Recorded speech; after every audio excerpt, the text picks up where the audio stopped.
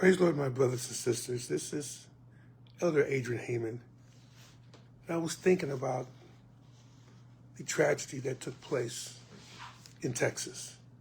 Many of you have already seen it.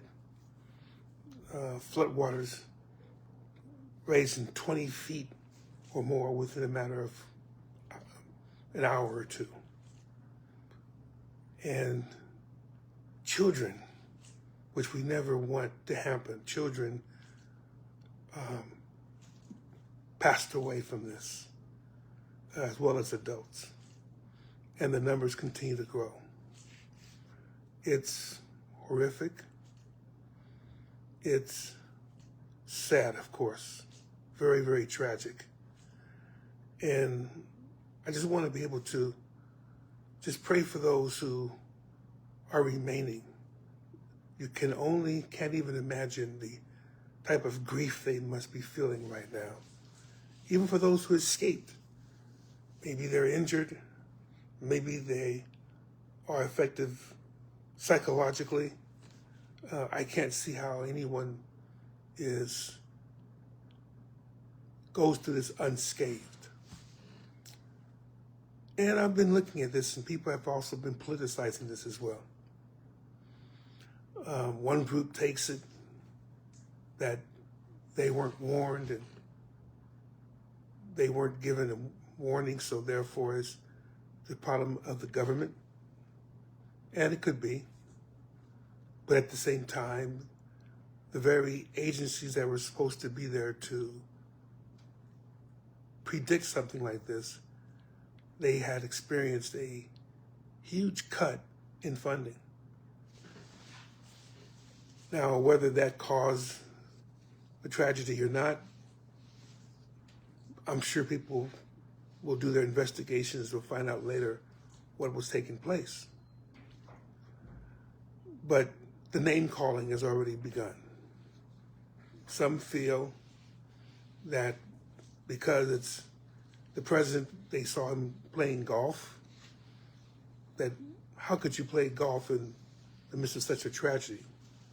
And that kind of brought me back to what they said about the mayor of Los Angeles, who was on a trip to Africa for whatever reason. And the forecast came in extremely strong winds, extreme fire weather, but no one could really fathom the firestorm that hit the communities of Pacific Palisades and Altadena. In both cases, as well as the flooding, horrific, just completely horrific. Then I started thinking about the hurricane that hit North Carolina and dumped all that water and resulted in so much ruin. Again, people politicize that. Made it a sign of FEMA wasn't ready and FEMA wasn't doing its job, and that one party was trying to purposely cause tragedy, or, to me even worse, knew what was coming and had not a clue as to what needed to happen. It's all a very frustrating situation. Could this have been averted in Texas, as well as, of course, the fires in Southern California? Could these things have been averted? I'm sure they could have, if we had known certain things. Certain things were in place. But we can always go back and say what we could have, what we should have, what we would have done. But the fact is that there are people who have passed away, people who have lost so much of their lives, so much of their livelihood. And we as saints of God have to keep from the blame game.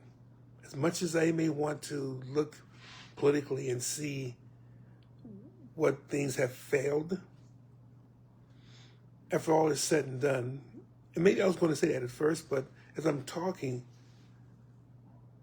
it's not coming to mind. What's coming to mind is the tragedy and the prayer that needs to be taken and the concern and the compassion and not trying to put blame one upon another. Yes, other people have done so, and they can do that. Make it political, make it a cause of this president did this and this president did that.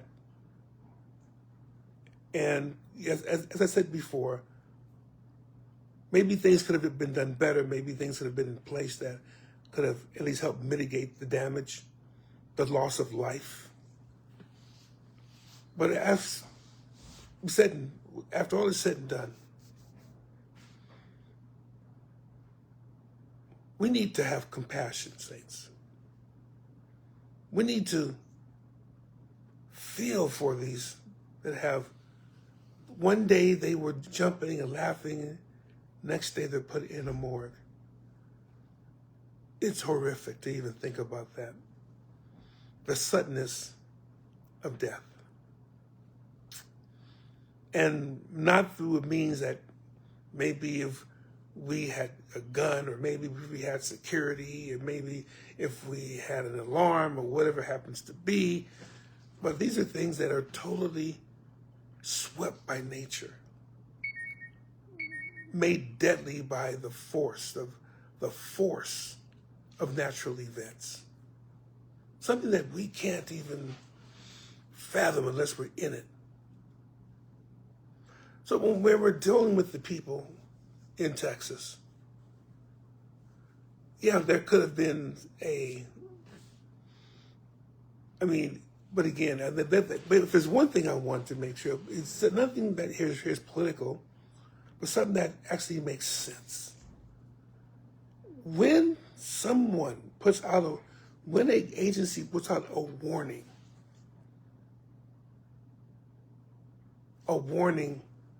of something bad that can happen, even if it never happens to the extent of the warning, prepare anyway. Because you never know when that one time, when that warning is actually true, and even more so. And that's been the issue here.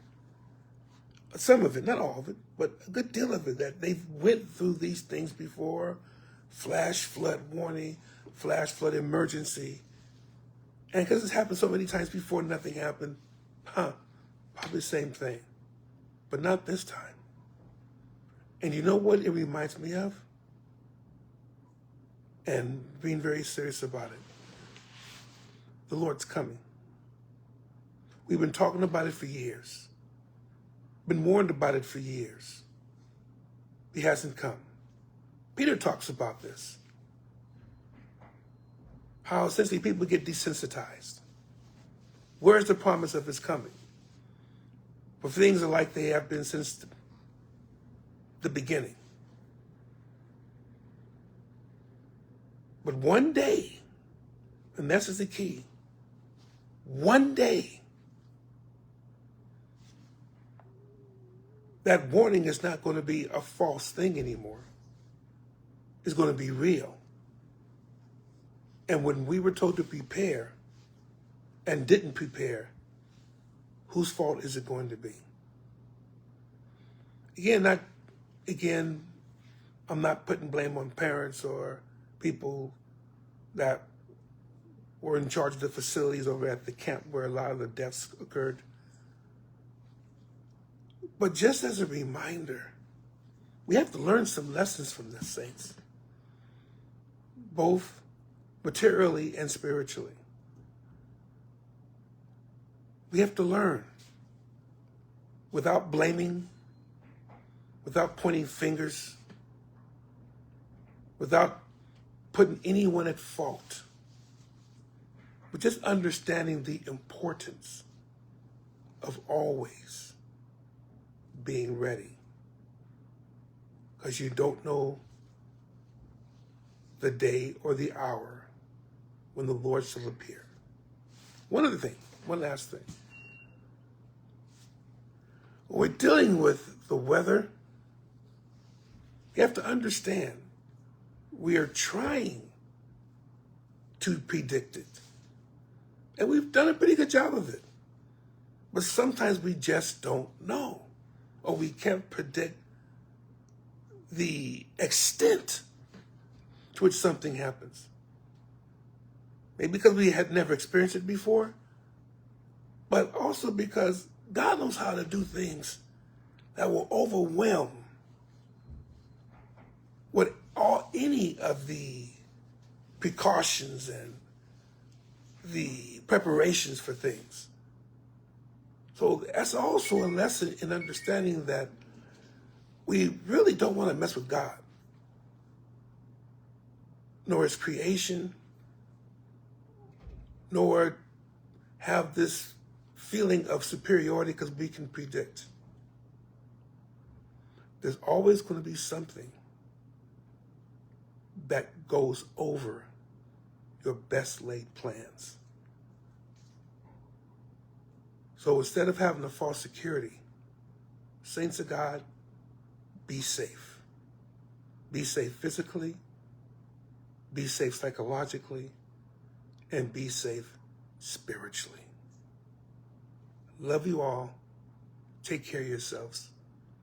Have a wonderful rest of the day. God bless you.